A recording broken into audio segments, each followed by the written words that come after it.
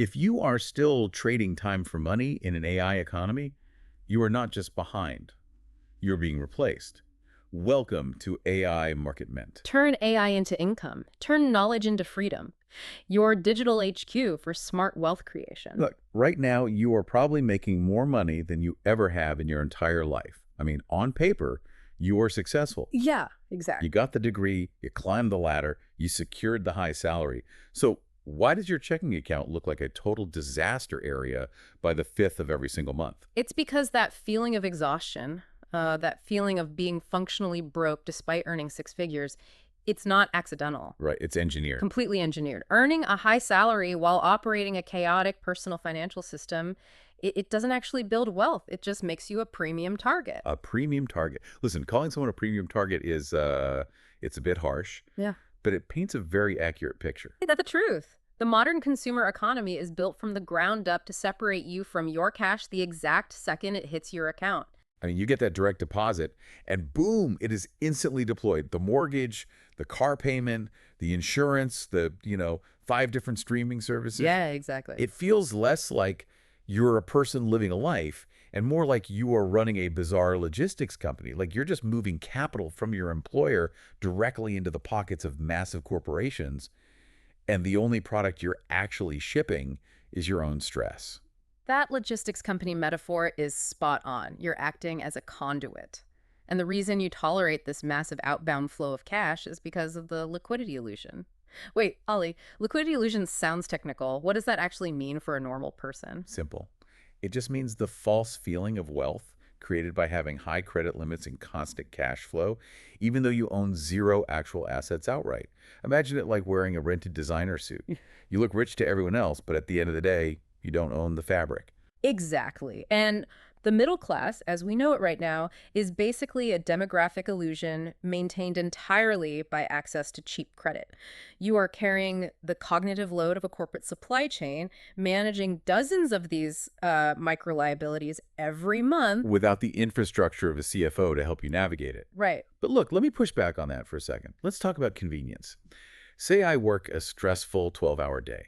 I get home, I'm completely depleted, and I spend, I don't know, 25 bucks on a food delivery app so I don't have to cook. Sure. Happens all the time. Right. And I rationalize that as a smart investment. I tell myself, I'm saving time and energy so I can wake up tomorrow and perform better at my high-paying job.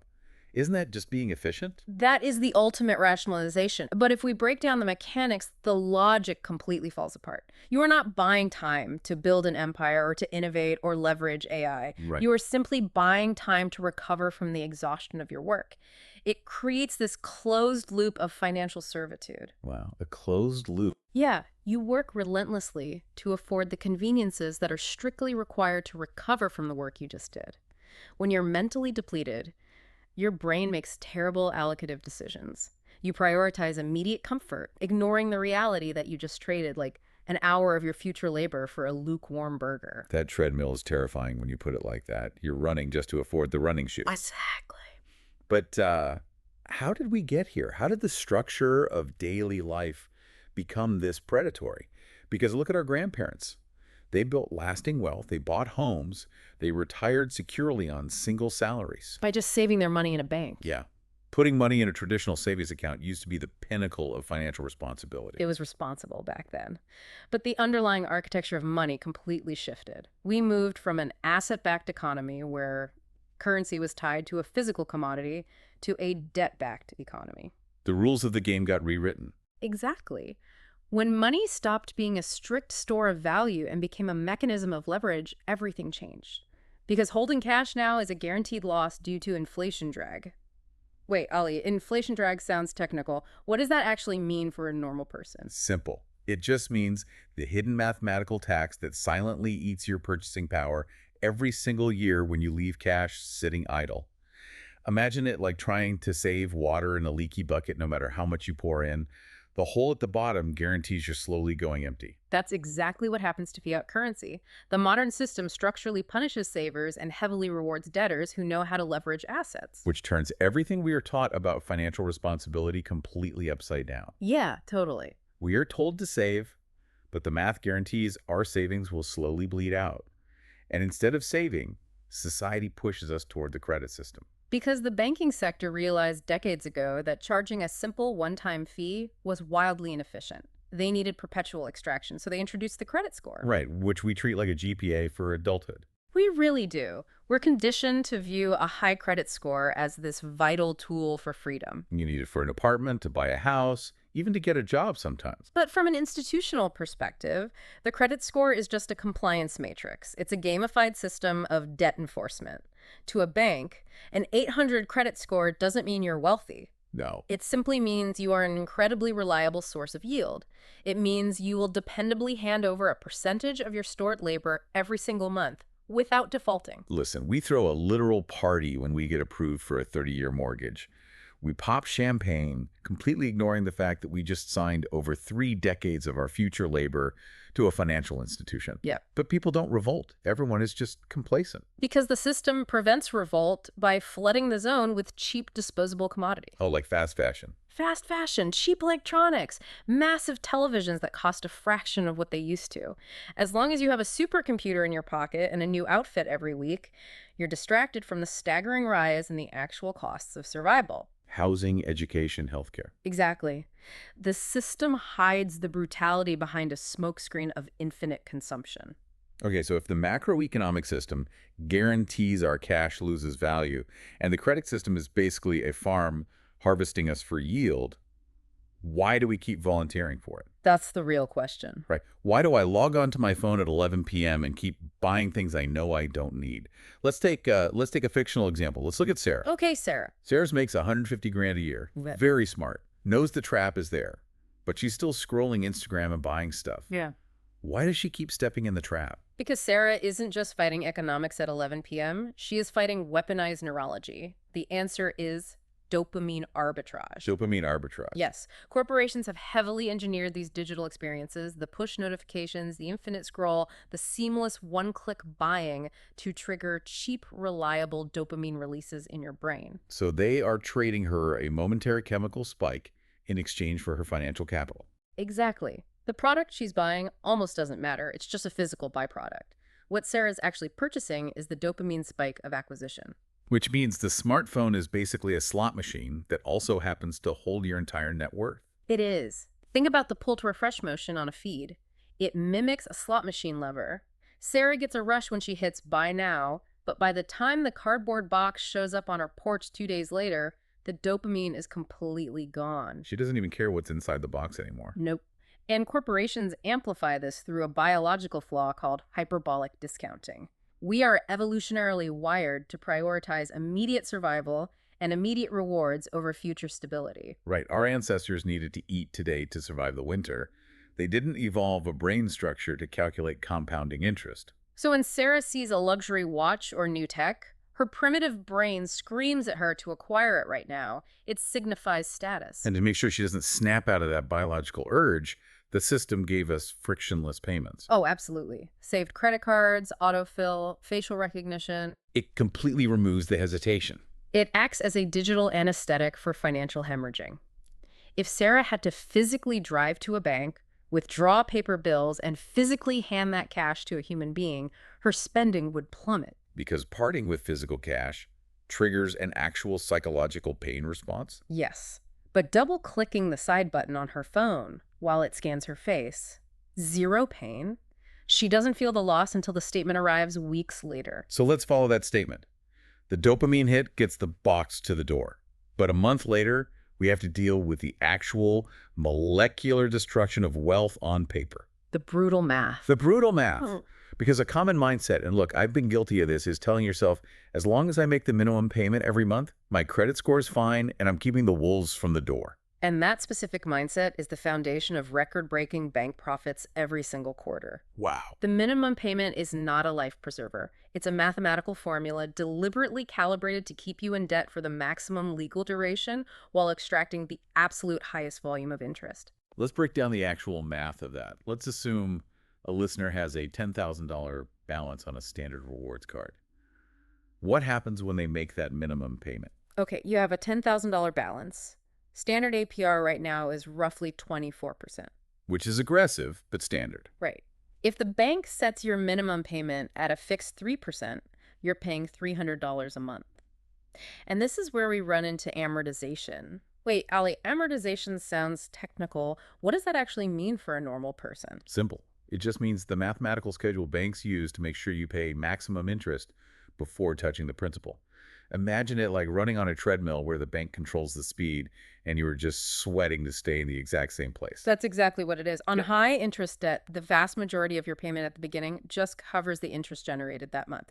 Your principal barely moves. So if I pay exactly that $300 every month, and I am disciplined enough to never charge another single cent to that card, how long does it take to get back to zero? It will take you approximately 55 months to clear that balance. 55 months. That's almost 5 years for a single $10,000 balance. Yep. How much am I paying in interest over those 5 years? You'll pay back the original $10,000 plus an additional $6,500 in pure interest. Wait, $6,500. That means whatever I bought originally, the vacations, the clothes, I ended up paying a 65% premium on all of it. Simply because you accepted the bank's mathematical pacing. And it gets worse. That assumes you stubbornly pay a fixed $300. If you only pay the variable minimum, which drops as your balance drops, it will take you over 9 years. 9 years. And you will pay more in interest than the original 10 grand you borrowed. The math is working against you at a speed you literally cannot out-earn with a standard salary. Because compound interest is a wealth transfer mechanism. When you invest, it's the engine of your empire. But when you carry high-interest debt, it is a wrecking ball swinging directly at your net worth.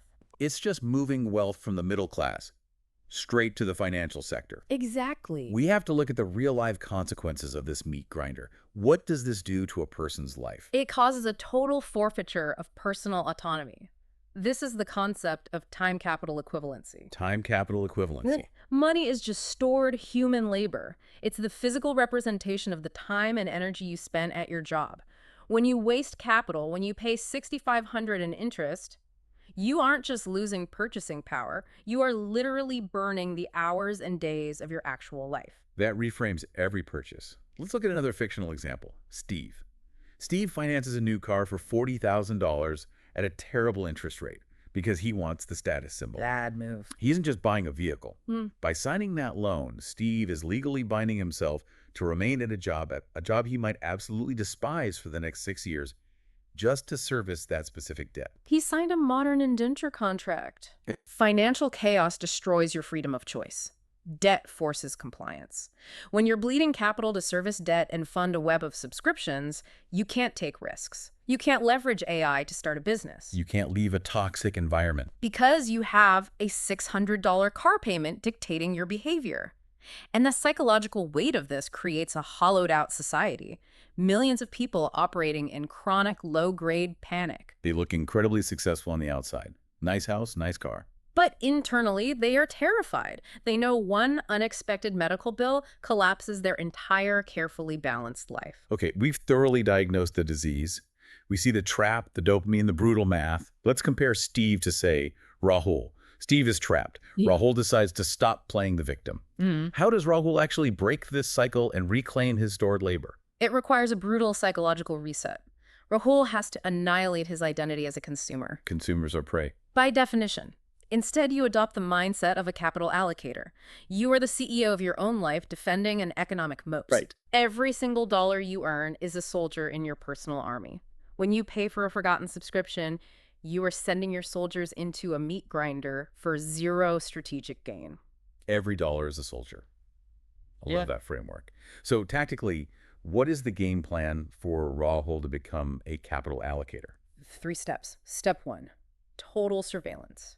You have to centralize all bank accounts and liabilities. You cannot defeat an enemy you can't see. Right, you need a full view of the battlefield, but I imagine when you see it, the immediate reaction is panic. You see your bleeding capital from subscriptions you haven't used in a year. Which leads to step 2, the purge. The purge. Systematically go through every recurring charge. If it hasn't generated a positive ROI in the last 30 days, terminate it without emotion. Okay, but let's be realistic about the friction here. I see a $9 charge for a streaming service. To cancel it, I have to find my login, reset the password, navigate 6 hidden menus, or wait on hold for 45 minutes on a Saturday. It's agonizing. The sheer friction makes people just give up and let them keep the $9.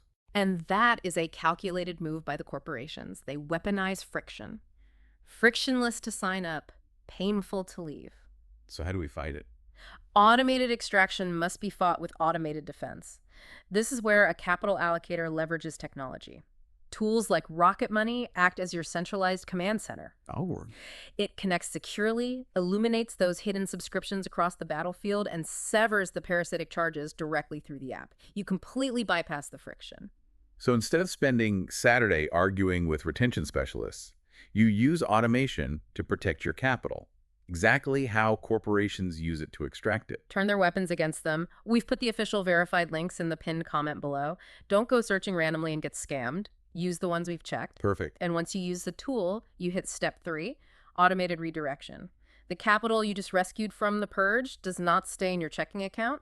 Idle cash is a target. Yeah, you'll just spend it on something else. Exactly. It must be immediately routed into an investment vehicle. You defend the capital, then you weaponize it to build your own wealth. Defend and weaponize. I mean, this has been an incredible breakdown. We've gone from the fiat economy draining purchasing power to dopamine traps to actively defending your wealth. It's the most impactful shift you can make. Recognize the value of your life's energy and refuse to let it be siphoned away by the system. Don't let the future leave you behind. Start earning.